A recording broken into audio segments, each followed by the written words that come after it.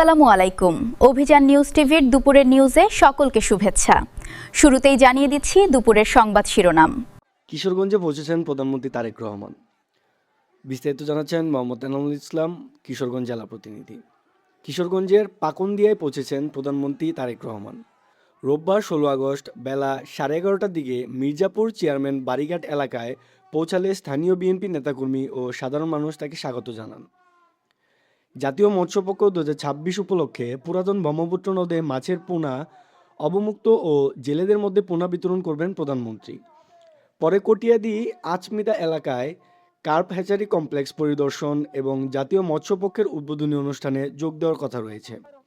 সফরকে ঘিরে কিশোরগঞ্জে উৎসবমুখর পরিবেশ বিরাজ করেছে এবং নিরাপত্তা জোরদার করা হয়েছে। সফরে শোলাকিয়া ঈদগাহ ময়দান, জেলা শহরের পুরনো স্টেডিয়াম সহ বিভিন্ন কর্মসূচিতে অংশ নেওয়ার কথা রয়েছে। এই সফরকে কেন্দ্র করে যোগাযোগ, কর্মসংস্থান, শিল্পায়ন ও হাওরের মৎস্য সম্পদ উন্নয়ন সহ বিভিন্ন বিষয়ে স্থানীয়দের প্রত্যাশা তৈরি হয়েছে। সাথে আছেন আমাদের মৎস্য প্রাণী সম্পদ এবং কৃষি বিল্লাল হোসেন, মোহাম্মদ বিল্লাল হোসেন, এরপর মোহাম্মদ কবির হোসেন যাইতে দেন। আপাতত